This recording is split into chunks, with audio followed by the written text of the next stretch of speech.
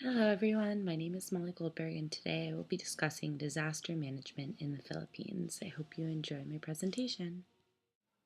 The Philippines is located in Southeast Asia and is home to 7,107 islands.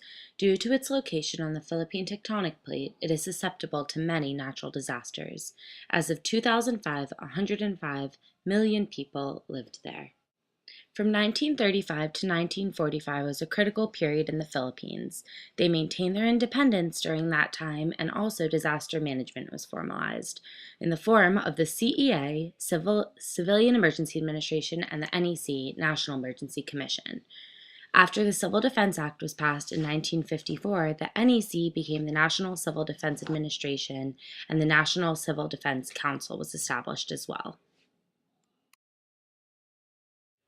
In 1970, the National Disasters and Calamities Plan was put into action.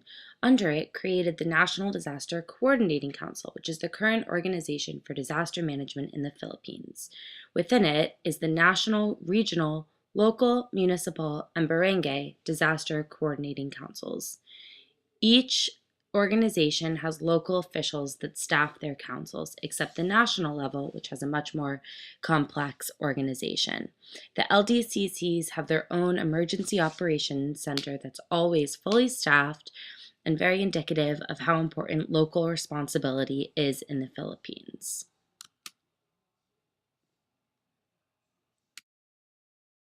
On the topic of local responsibility, it's important to point out that the Red Cross is the most active NGO in the Philippines that helps with disaster relief. Additionally, there's been a very big shift from the role of civil society organizations as being principal service providers of local initiatives, which predominated during the 90s, to a less autonomous role for civil society organizations that work in partnership with the government. That being said, the community-based approach builds on existing local knowledge and experiences, as well as the resources within the local communities. In areas like the Philippines, communities have an administrative identity and formal leadership structure comprised of elected officials. Community identity is reinforced at the smallest level of organization by social events, as well as regular public meetings. Strong local social institutions are embedded in the historical norms and values, as well as in the more recent evolution of a decentralized government in the Philippines. This provides a firm foundation for the community-based approach and allows for a more bottom-up approach to disaster management.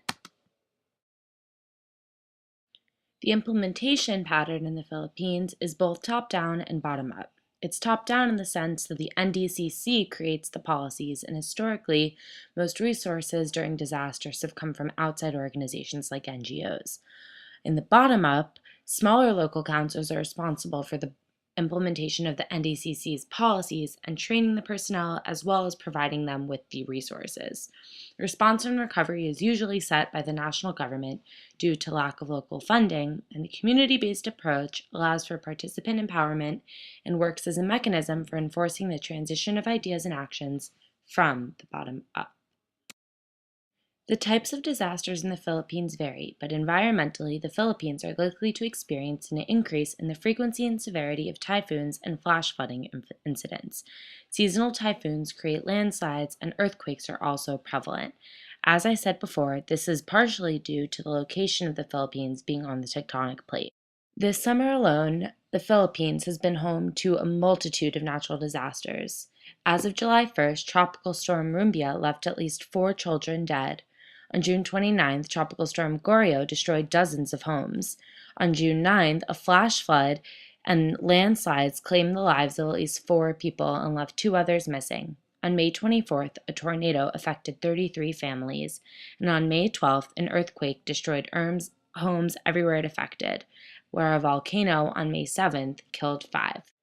The location of the Philippines will not change, but the local and government initiatives to protect the lives of its citizens will hopefully move forward as time goes on. I hope you enjoyed my presentation. Thank you.